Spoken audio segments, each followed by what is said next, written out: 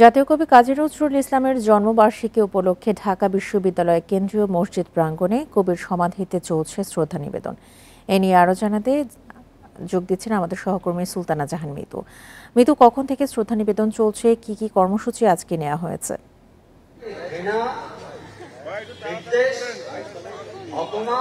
দ্রোহের কবি, সাম্যের কবি, অসাম্প্রদায়িকতার কবি, জাতীয় কবি কাজী নজরুল ইসলামের ১২৫তম জন্মবার্ষিকী আজ। এ উপলক্ষে ঢাকা বিশ্ববিদ্যালয়ের প্রাঙ্গণে নজরুলের সমাধিতে শ্রদ্ধা জানাচ্ছেন সর্বস্তরের মানুষ, বিশেষ করে বিভিন্ন সামাজিক, সাংস্কৃতিক এবং রাজনৈতিক সংগঠন ভোর থেকেই শ্রদ্ধা জানাচ্ছেন, আপনি দেখতে পাচ্ছেন।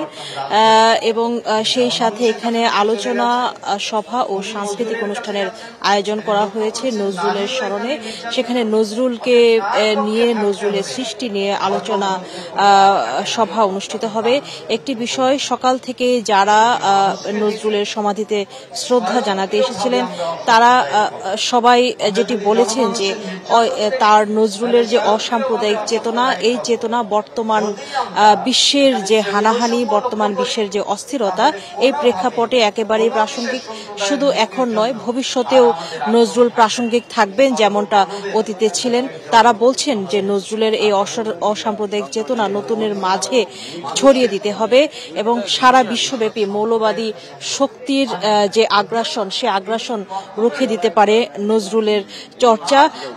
সবকিছু মিলিয়ে তারা প্রত্যাশা করছেন যে নজরুলের চেতনা ছড়িয়ে দেওয়ার জন্য এই ধরনের আয়োজন শুধু নজরুলের জন্মবার্ষিকী ঘিরে নয়, সবসময় এই ধরনের আয়োজন হওয়া উচিত, যাতে করে তার চেতনা নতুন প্রজন্মের মাঝে ছড়িয়ে দেওয়া যায়। নতুন প্রজন্ম যদি তার চেতনা ধারণ করতে পারে, তাহলেই নজরুলের সৃষ্টিকর্ম, তার সাহিত্য আরো বেশি সার্থক হবে, আরো বেশি বেঁচে থাকবে। তেমনটাই আসলে বিশিষ্টজনেরা বলছেন।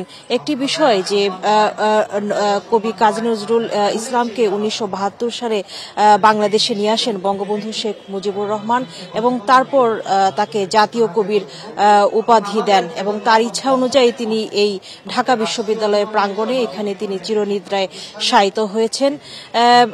সবকিছু মিলিয়ে নজরুলের যে প্রাপ্য সম্মান এবং তার প্রতি যে শ্রদ্ধা,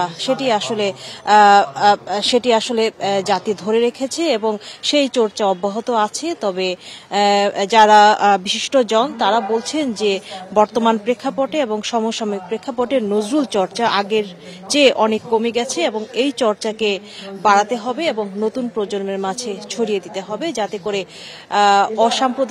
অসাম্প্রদায়িকতার চেতনা শুধু দেশে নয়, দেশের গণ্ডি পেরিয়ে সারা বিশ্বে ছড়িয়ে পড়ে। এখন পর্যন্ত এই ছিল সবশেষ।